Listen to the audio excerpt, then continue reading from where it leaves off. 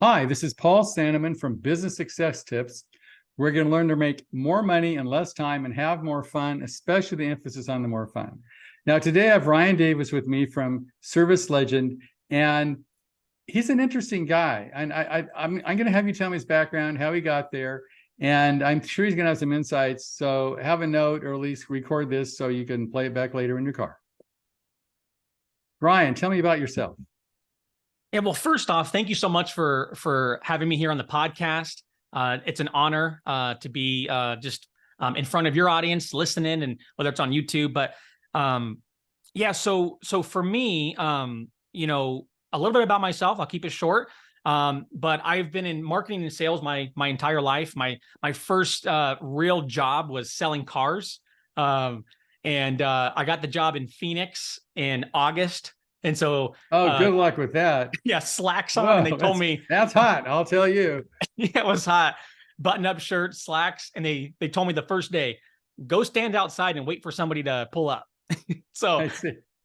As my lesson in in sales, I learned how to communicate there, and I'm so grateful for that time. But sales and marketing my whole life, and then I kind of inched into in my mid to late 20s into construction, and I was a commercial estimator for a large flooring company, and I would do takeoffs for, FedEx, UPS, these big old sealed concrete projects. And I was just in an office taking off plans, and didn't like that very much. I was kind of getting bored in the office by myself, and I saw a great company locally, and it was a residential, a multi-million-dollar painting company.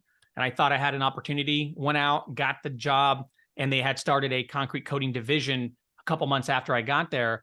And so I really got to see two different niches, kind of, the inception of a division, starting the division with labor and the financial side of it, and the sales systems and the marketing systems.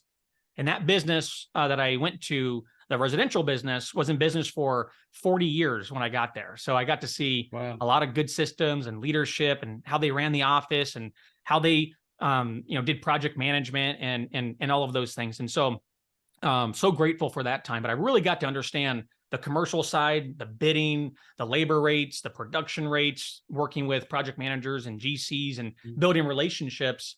And then on the residential side, I got to see the B2C, working with homeowners, going in the home, selling home, generating residential leads. So you're the marketing guy for these guys? Yes.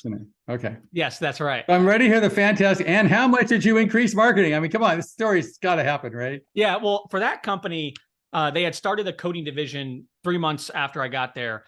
And one concrete coating trailer on the residential side can do about $700,000 a year in top line revenue. When I left, they were starting their 5th crew. So kind of went from zero to a multi-million-dollar division while I was there. Okay. But now it was a great company. Gives you credibility. Absolutely. Yeah, it's a great company, great leadership. I had a small piece of that puzzle. But so grateful for that time. I learned so much about the industry. But then I came home one day and told my wife, I was like, hey, I think we could grow other painting companies and coating companies and service companies. I think we could do this. And she was the only one that believed in me. It's called divine inspiration there, Ryan. That's right. And but I really had this conviction that I was like, I saw the change in the employees, the customers, the business itself with that type of growth and the systems there. And I thought, for the first time in my life, I felt like, I had purpose in my life. And I felt, honey, like, I think we can go serve and help other businesses really take control of their business. And I call it see more profit, more freedom, and more impact from the service business. And so we started the marketing company in late 2019. And we just entered into our 5th year in business on the marketing company side. And the funny story, though, it's even funnier, is a year after starting the marketing company, I started my own home service company for some reason. I see. That's where all the gray hairs are coming in from. Do you have both going? Yep. So the service company, I implemented our marketing systems, sales systems, CRM, lead conversion systems, recruiting systems I saw your system, and I'm like, wow, ours was like, I'm not even sure how we hired people without using something like you had, but we did it. And we did 1.5 million cash collected in 10 and a half months in our service business. So didn't make a ton of profit, I'll tell you that up front, but It was a really cool experience, and that company will do about 2.5 this year in top line. Okay. So Ryan, tell me, what is it? Digital marketing is all over that. It's SEO, it's, social media, it's webs. It's got, I just say it sort of has the same reputation as a car salesman. It's like, Yep. So how do you choose a digital marketing company? What do they do? Because contractors are a bit, a little paranoid, because some have been there, they've gotten burned, they've been charged, $3,000 from SEO. Then what SEO is, digital marketing is like totally out of the comfort zone of most contractors. What is it? How does it work? And why even bother with it? So maybe you can simplify it for our audience so they can understand, what is digital marketing? How does it work? How can they tell the ROI on it, and why they should or should not do it? Yeah, I love the question. It's so important. Number one, foundationally, every home improvement business owner, every home service business owner, you have to have transparency and clarity with your marketing company. So if you're using a marketing company, you're paying them $1,000 a month, you want to have transparency on everything, the reporting, what's being done, what's not working, why, what they're doing about it. I see so many different business owners that hire an agency, like you mentioned around SEO, for example, 3 months in, and they're like, what do you guys do with my SEO? And they're like, oh, we'll just wait another couple months, it'll work itself out. So transparency up front. So when you hire an agency, you let them know, hey, I want transparency. I want clarity. That's transparency. They don't even, our clients or little people like this audience don't even know what they don't know. I mean, it's sort of like they're doing an operation, haven't ever replaced a kidney before. Where do I start? I mean, they don't know anything about it, except maybe what they've watched in a few podcasts or watched in a few things. So how do they learn what they need to know to make even the right decision? Yeah. So some specifics. If you're hiring a marketing agency, all of your tools and your accounts, you want to own yourself. So for example, you hire somebody to build a website and let's say do SEO for you, like local SEO. The website domain is yours. The Google Analytics is yours. The the tools even potentially that are being used could be yours. The CRM, the Facebook ad account needs to be yours. The pixel that's associated in that ad account that tracks data on the websites, sometimes the agencies own that. And so when you leave them, well, they own your data. So you want to own your own data. And so it's having those things in place. Do not let an agency buy a domain for you and own that domain. Set up your Google Analytics, your tracking, your ad accounts in their own names. All of that should be your own data because you're paying for that, those ads monthly. You're paying for the SEO. If you leave that company, you should still retain that data to go on and make decisions. So somebody's own your own stuff, right? Own your own marketing, your own data, control your own marketing is foundationally what you have to do. And if anybody has any questions, DM me. I'd be more than happy to send you an audio message back, jump on a phone call. If you are in any sticky situation with any marketing agency and you want some clarity, I'd be more than happy to, to help you out. Okay. So step one is own your own stuff. And then we're always talking about how much should I spend? What should the budget be? What should I spend it on? Because in general, I've done this for a long time, like 50 years. I can count on, 2 hands of people that had a marketing budget. So what should the marketing budget be? And how do I tell if it's working or not? Great question. Great follow-up question. I like to start with the end in mind. Some companies like to start with the winged approach, if you're eating chicken wings, where they're just winging it. And so like what you mentioned, a lot of companies might come to us, for example, let's say they're doing $1 million a year or just close to it. And they're like, hey, here's my budget. Hey, I got $2,000 to spend on, on ads. And simple question would be, how did you determine that budget? Oh, well, that's just what I've been spending the past couple of months. And it seems to be bringing in the right amount of leads. And so I hear a lot of that too. And so I always start with the end in mind. So right now, for example, let's just say we're looking at next year. I want to ask the company, what are your real goals for next year? Oh, I want to hit $1 million. Okay, fantastic. Well, I would say minimum, you want to have a 10% marketing budget, minimum. If you're starting out, you might want to have a bigger budget if you have those resources to kind of spend some money on branding and awareness and things like that if you're a newer business. But 10% seems to be a decent. Well, 10%'s like, that's 100 grand, right? Yeah, it's $100,000 Which over. I'm guessing that's going to choke a lot of people when they hear that number. Yeah, because I mean, you're talking about just over $8,000 a month. Right. So that's typical. Now, a lot of these people that are listening to this are like general contractors, not next to service businesses. Their margins aren't that great. They don't make net 10%.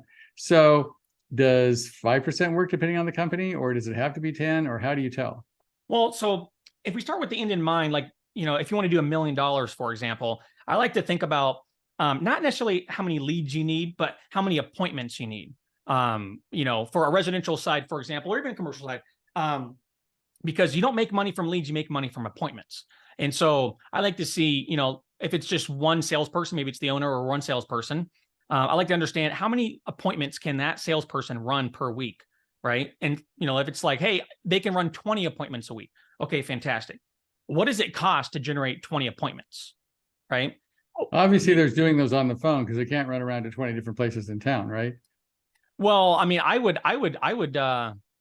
would suggest in-home sales for sure. Really?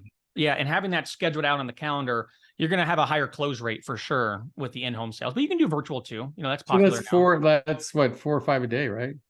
Yeah, so I always recommend 3 to 4 per day, no more than 4 per day, because you can't really spend the right amount of time in a Are consultative those sales during all the process. day, or what if they just want to meet in the evenings? They during the whole day? Does that Yeah, work? I would. Saturday mornings and evenings seem to be the best times, because you get, what we call two-legger appointments. You like the Right. odds are higher to get those two-legged appointments. So evenings and Saturday mornings are best. But I like to start with the end in mind. Okay. And usually when we do that, they're like, oh, well, I can run 20 appointments a week. And we break that down on how do we get those 20 appointments? Well, it's ad spend, marketing dollars.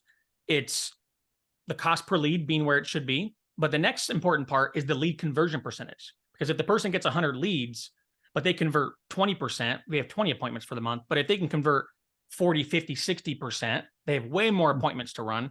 And so I focus on that first. And then we understand how much money is it going to take to get you the amount of appointments you can run, like your capacity.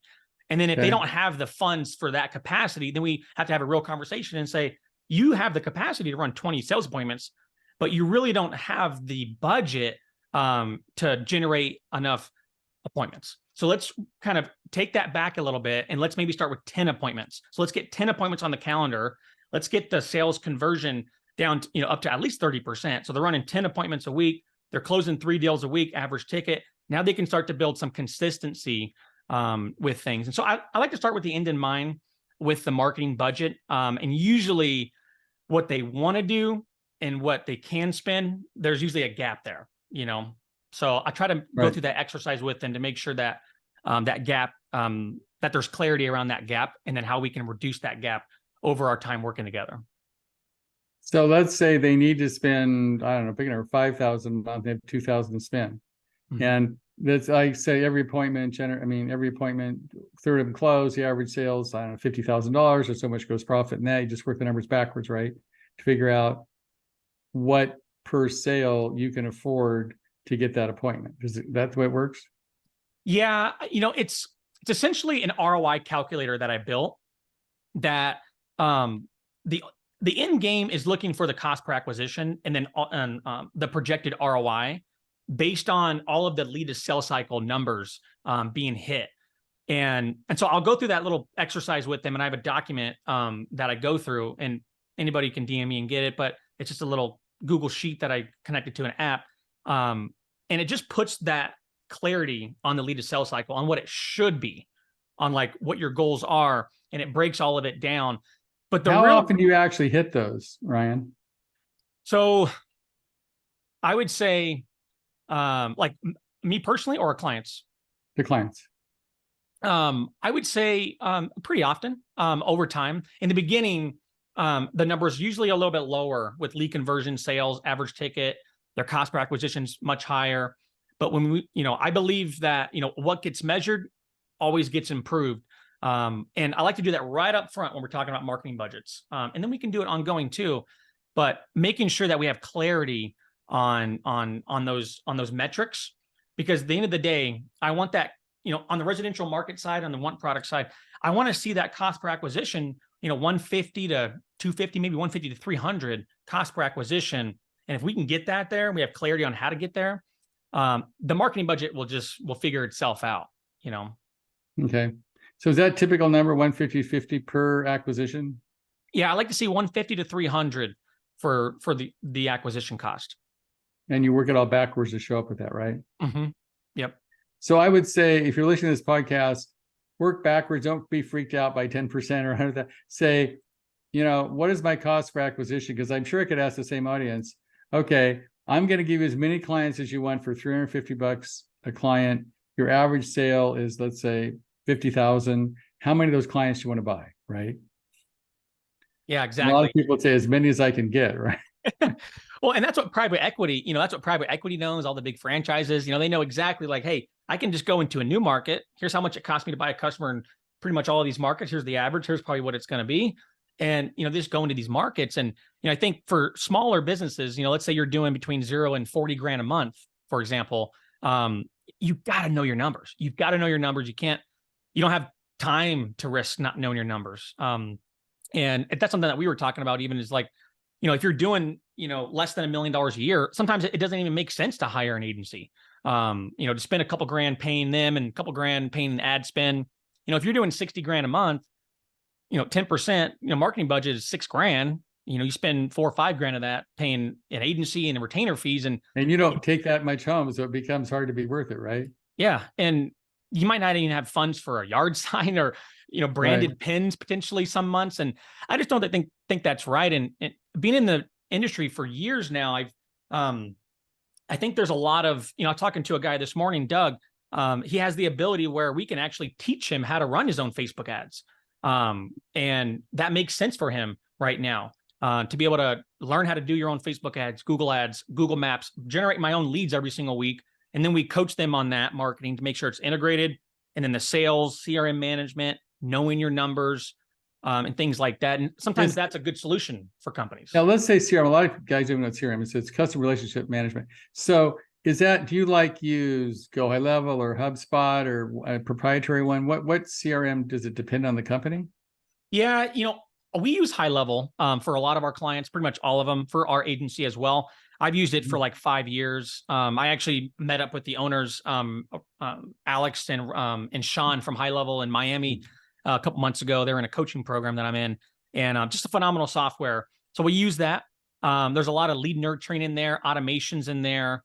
There's even AI in there, chat GPTs integrated in there. So you could have team members generate conversations. It's just crazy. So we'll use that. And then also there's some great CRMs like Drip Jobs or House Call Pro, and things like that. But ideally, as long as the CRM has the ability to do automations, and is not, behind the times with some of the technology that's out, then it can be done in either. But it's not just the CRM, like the platform. It's more about how we use it and how we maximize the ROI potential on the leads using this, the CRM tool, basically. So working backwards, right? You're saying I'm going to come up with a cost per acquisition. I know my average sale is X. I'm willing to pay so much money to get that sale. You're going to tell me if you want to spend $300 per sale, and you sort of do the reverse engineer it to figure out what their marketing budget needs to be, right? Yeah. And I just like to focus on the appointments because that's the revenue that's going to be generated. And so I like to bring it back all the way to appointments. A lot of companies will come to us and say, hey, I need leads, or, I want leads. And there's a lot of talk online about I need leads and the cost per lead. But no, not a lot of people are talking about how much does it cost, like, per appointment? Like, how much does it cost? You got to count the people who don't even show up, right? Because they don't show up, that doesn't count. Right. And, on cancel rates, I don't like to see any more than a 10% cancel rate. So, those are things that we look at. It's like, hey, if you just reduced your cancel rate from 19% to 10%, you'd make X amount more dollars, And a lot of times clients are getting leads in the door, but their lead conversion rate is horrible. Their sales closing rate is horrible. Their average ticket's too low. And that's affecting their cost per acquisition, and that's affecting their revenue. Sometimes it's not even the leads necessarily. So it's really a discovery phase. And I just want to make sure that their marketing budget is in alignment with their goals. So if their marketing budget, if they don't have the ability to spend what is meeting what is their goals, then unfortunately we have to kind of like either find some money for some spend, or we can find money in improving your lead to appointment rate. So if it's 20% and you get that to 50%, you can maximize, the ROI potential on the current leads. So there's that opportunity, increase the average ticket. And then sometimes just get, more real with the marketing budget and make sure it's aligned with reality and the goals. So what you're saying, Ryan, is a company that, ServiceLegend will actually, I'm assuming it doesn't cost to find out, design, figure out where you want to go and how to get there, and then figure out what kind of marketing budget you need. And then you have a track record of pulling that off, right? Right. We come alongside and partner more so than just like your traditional agency where they're just, you're going to hire somebody, they're going to run some ads for you, and who knows if it's going to work. Because sometimes the ads, like I could put out some ads for somebody like, Joe, painting or, what have you. But what about the branding? What about the lead conversion? What about the sales? What about the average ticket? What about the business fundamentals? What about these things that affect the cost per lead, that affect the cost per acquisition? And so we like to come alongside and partner with companies and make them our clients and our partners versus just customers. So we want to meet them where they're at. And some clients, though, they already have their marketing budget dialed in. They've got it all figured out. They have a coaching program that they go to or something like that. And it's a lot simpler. They bring the plan to us. But a lot of times we do have to come alongside and really help develop those strategies with them. So you're like sort of out CMO, for lack of a better, chief marketing officer. I mean, you're like outsourcing that function, not just buying a service. Is that accurate? Correct. Yep. So we have the done for you and done with you. The done for you is, if you come to us and you're like, hey, I want you to run my Facebook ads, or I want you to run my SEO. We can do that for you, done with you. There's going to be an account manager there working with you, and reports monthly and all those different things. But if you're also like, hey, I'm only doing 30 grand a month, it's probably not wise for you to hire an agency. We have a coaching program that's done with you, very hands-on, to help you, teach you how to run your own marketing, sales, and so you're going to show them how to fish as opposed to fishing for them, right? Yeah. And in that program, literally, we do have a guarantee to where we'll help them generate $25,000 to $50,000 in monthly sales in 90 days, guaranteed. Wow. What's the average size company you work with, Ryan? So normally they're doing between 500 to $1 million. That's the majority of the client base. And then we have. So you got a lot of small guys. You're not talking about $23 million companies. You're talking about how to help the small guy under 2 million get the work he wants to get, right? Right. And then we have another section of clients that are our full service clients, that website, SEO, they're bigger companies. Those companies are doing between like $2 to $6 million a year. Okay.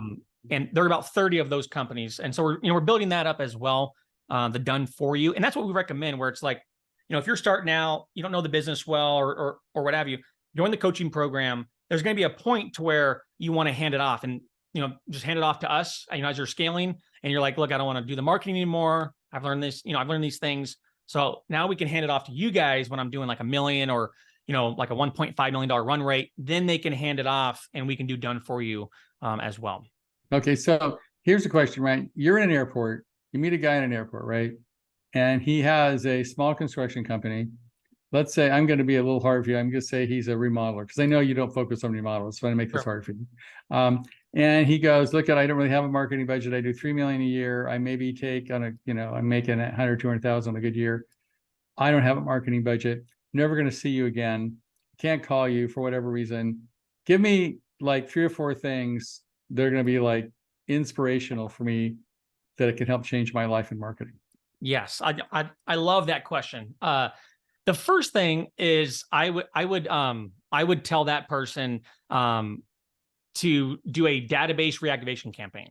So especially right now, I would do a Black Friday database reactivation campaigns to 3 different campaigns. So it'd be cold leads, unsold estimates, and customers. And I would send a strategic email, text, and a voicemail drop campaign to them. And the cold leads, those are leads that were generated, never answered. Unsold estimates, obviously we give them an estimate and we didn't earn their business. And then third's customer. The customer, we're looking for repeat business or referral business. We talk about our referral program. And in these two other categories, the cold leads, we never talk to them, so we can be very similar to our front end ads, a little bit more aggressive. Okay. Unsold estimates, we're trying to get them back in a conversation. Usually that can generate tens of thousands of dollars if handled right. So I would say maximize that with the current database you have. The second one would be almost $0 is organic social media, and it's almost like branding or awareness. And I would literally to 4 platforms: Facebook, Instagram, TikTok, and YouTube Shorts. So those 4 platforms, I would shoot short form content. So 15 to 60 second videos on about the company, about the founder, who, what, why videos, employee testimonial videos, customer testimonial videos, process, like production process videos. Can you shoot those videos on your iPhone? I don't have to be professional. 100%. That's the coolest thing about it, is you can just shoot them right on your iPhone. The audio is really good. And then you want to upload them as reels, not post, reels to those platforms. And then put some hashtags that are relevant. The cool thing about that is those platforms are pushing the reels, Facebook, Instagram, especially YouTube Shorts, pushing those reels very, very, very, very far for $0. Now, can I geofence this thing? So I say, I just want to work in this section of Phoenix. I mean, because I can't work in Tennessee, right? All right. So can I geofence the social media so it doesn't go in places I don't need it? You can, but in this regard, it would be organic. So you'd be posting it to your pages. And so anybody that, went to your pages, they'd see it. But also Facebook and these platforms would try to find more people. Some would be in that area, but I definitely keep it local. And you can use the hashtags to keep it local. So like typing in Phoenix or Arizona, things like that, or Arizonan. You can keep it local, maybe like Gilbert or different cities. But this is a free thing that can be done. Just open up your phone, post to all platforms. You can find a lot of impressions with this and get in front of a lot of people for $0 cost. But the cool thing here is that that organic content, all of those views on those videos, what we can do now in the ad account. So for number 3 is a low budget social media campaign, even for remodelers, Facebook ads, Instagram ads. We can retarget and say anybody that watched 50% of all of those reel videos, and again, these are educational value, low friction videos. We can take an ad with an offer and say, hey, Black Friday, you get $1,000 off your remodel project. Click the button below to see if you qualify. I can send that ad to people who watch 50% of those videos, those organic videos. So now I'm bringing people down a funnel. So it's like top of funnel awareness, bringing them down low budget social media marketing campaign with an offer for an opt-in to people who are not as cold, but they've been educated. They've been given some value. They know our brand, and now we're going to retarget them. So I would say that would be number 3 to maximize on that organic effort for that remodeler. So those are the first 3 things. Number 4, I'd have to pick something out of the hat for this guy. All right. So now I understood sort of what you said, and I imagine my audience understood sort of what you said. So let's say they go, this sounds great, but I have not a freaking idea exactly what you're talking about here. I've heard this bounce around. How do they get a hold of you, Ryan, for some kind of maybe free assessment or just to have a conversation with you using DMM? Was it direct message kind of thing, right? Yeah. So they might even know what direct message is. These are contractors, dude. Come on. Yeah. So how do they get in touch with you in order for them to learn more? So if nothing else, a conversation with you is going to be educational. Yeah, absolutely. So you can find me on Facebook, Ryan Davis. You find me on Facebook. You can send me a message there. You can also go to ServiceLegend.com. That's ServiceLegend.com. And there's a million ways to reach out there. But one of the best ways to get in contact with me in our ecosystem is if you're on Facebook. We have a Facebook group called the Service Legends Facebook group. And in that Facebook group, we drop exclusive content every single week, training every single week. Our podcast is in there, webinars are in there, and things like that. And that's a great place to just kind of find just top of funnel awareness of what we're doing, the information we're putting out. And again, that's the Service Legends Facebook group, and you can go there anytime. Cool. Well, thanks, Ryan. I really appreciate you. I think I understood half of at least what you said, right? I might have to Oh, come back guy, for man. This round is two. like, my 13-year-old does all my editing for my videos because I don't get it, right? So it's like, I get it. So thanks. I appreciate it. Don't forget to subscribe. He always says I need to say that, right? So the description below. So thanks, Ryan. I really appreciate your time. And I definitely call him. He knows a lot about marketing. I know you guys tend to avoid that, but I think if you look at the ROI, you at least need to find out what you need more information to make it a correct decision. So give him a call. Thank you so much.